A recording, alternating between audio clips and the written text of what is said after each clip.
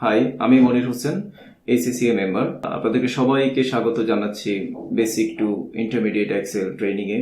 এই ট্রেনিং এ আমরা মূলত বেশ কতগুলো ফাংশন শিখব, যেটার উদ্দেশ্য হচ্ছে কর্পোরেটে একজন এমপ্লয়ি যেন স্বাচ্ছন্দ্যে এক্সেলে কাজ করতে পারে। পাশাপাশি আমরা কিছু টুলস এর কাজ শিখবো। এক্সেলে বেশ কিছু রেডিমেড টুলস আছে যেগুলো দিয়ে খুব সহজে রিপোর্ট তৈরি করে ফেলা যায়। তো আমরা চলে যাচ্ছি লার্নিং এ। আমরা দেখি এখান থেকে আর কি কি প্র্যাকটিস করা যায়।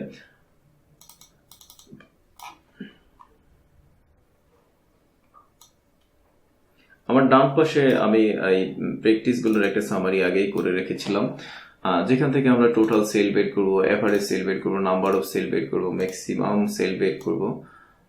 এটা বের করার জন্য আমরা এই কলামগুলো আপাতত মুছে দেই। এই কলামগুলো কলাম মোছার জন্য আমি প্রত্যেকটা কাজের সাথে আমি কিছু কিছু জিনিস শিখিয়ে ফেলবো।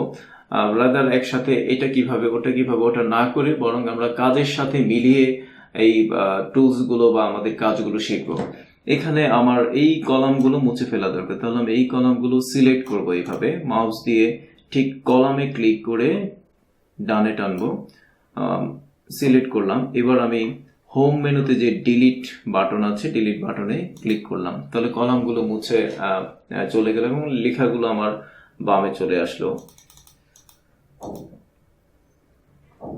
এবার আমি আরো একটা কলাম মুছে ফেলছি, একটা কলাম সিলেক্ট করে ডিলিট। নাও টোটাল সেলস বের করব। টোটাল সেলস বের করব যে আমার যে অ্যামাউন্ট, এটাকে আমরা সেলসে লিখি। সেলস আসলে সেলস, আমার সেলসের যে কলাম, এই কলামটা টোটাল আমি বের করব, যেটা আমি এখানেও বের করতে পারি। এখানে বের করব না, এই জন্য আমার ডাটা আর নিচের দিকে আসতে পারে। আমি এখানে বের করছি। টোটাল বের করার জন্য বা যোগ করার জন্য এক্সেল একটা ডিফাইন্ড ফাংশন আছে, that is some, SUM, some. Again আমরা ইকুয়াল সাইন দিয়ে শুরু করছি, SUM, সাম। সাম, যখনই আপনি কোনো ফাংশন লিখবেন, ফাংশন লেখার নিয়ম হচ্ছে এটা অবশ্যই ইকুয়াল সাইন দিয়ে শুরু করতে হবে এবং ওই ফাংশনটার নাম লিখতে হবে, দ্যাট ইজ সাম, SUM। তারপর আপনাকে কিবোর্ড থেকে ট্যাব চাপতে হবে, কিবোর্ড থেকে ট্যাব।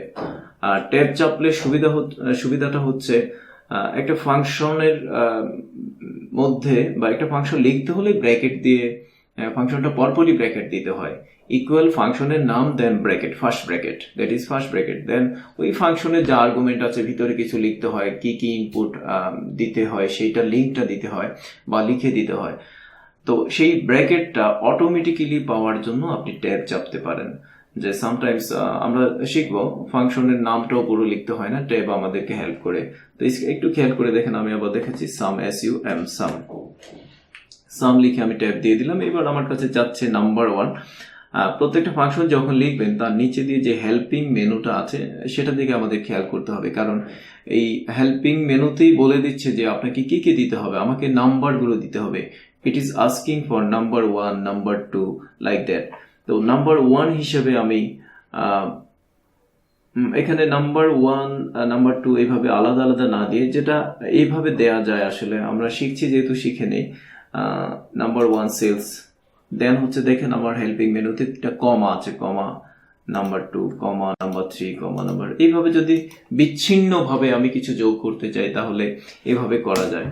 আমার যোগফল আসলো, বাট এই কয়েকটা ফিগারের যোগফল, কিন্তু আমি এটা চাচ্ছি না। আমি চাচ্ছি এই সবগুলো যোগফল, এই সবগুলো নাম্বারের যোগফল।